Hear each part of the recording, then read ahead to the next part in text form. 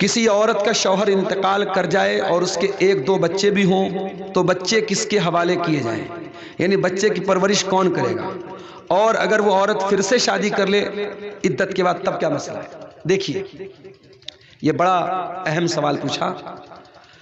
اگر شوہر کا انتقال ہو گیا تو بچے کی جو پرورش ہے وہ عورت کرے گی، ٹھیک ہے، ماں کرے گی۔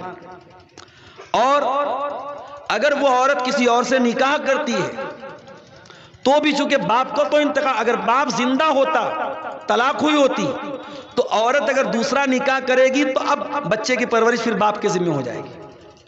لیکن اگر باپ کا انتقال ہو چکا یہاں پہ تو اس کی پرورش ماں ہی کرے گی۔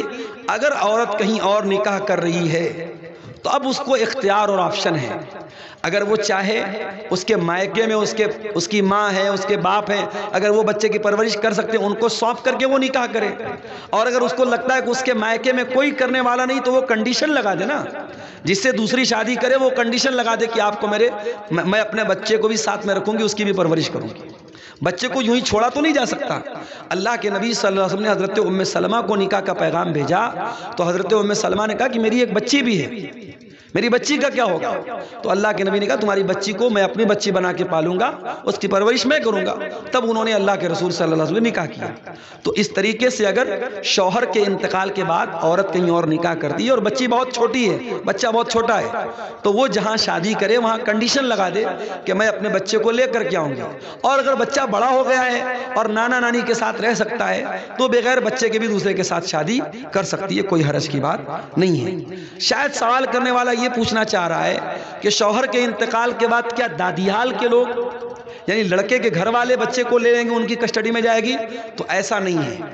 اگر بیوی شادی نہیں کرتی ہے، جب تک شادی نہیں کرتی ہے یا جب تک بچہ یا بچی نابالغ ہے تب تک ماں ہی اس کی پرورش کی زیادہ حقدار ہے۔ ہاں اگر وہ دوسری جگہ شادی کر لیتی ہے تب دادیال والے بچے کو لے سکتے ہیں۔ باقی اس مسئلے کی تفصیل کے لیے آپ کسی ادارے سے باقاعدہ طور پہ فتویٰ نکلوا لیں تو اس کی زیادہ وضاحت آپ کو ہو جائے گی۔ شوہر کے مرنے کے بعد عورت اپنے جسم سے زیورات نکالتی ہے، کیا یہ ضروری ہے؟ دیکھیے بیوی شوہر پر جو عدت گزارے گی تو عدت جو ہوتی ہے نا اس میں بیوی کو یہ حکم ہے کہ وہ زیب و زینت نہیں کرے گی۔ تو زیب و زینت میں چونکہ زیورات بھی آتے ہیں تو زیورات بھی وہ اتار دے گی۔ بہتر یہ ہے کہ وہ زیورات اتار دے کیونکہ زیور بھی عورت کی زیب و زینت میں شامل ہے۔ تو چوڑی وغیرہ یا جو بھی اس کے زیورات وغیرہ ہیں وہ اس کو اتار دے، نارمل کپڑے پہنے، نارمل پوزیشن میں رہے تو یہی بہتر ہے، کیونکہ اس میں عورت کو یہ حکم ہے کہ وہ اپنے مرے ہوئے شوہر کے احترام میں وہ غم کے طور پر کوئی زیب و زینت نہیں کرے گی، کوئی اپنے آپ کو سجانے والا کوئی کام نہیں کرے گی۔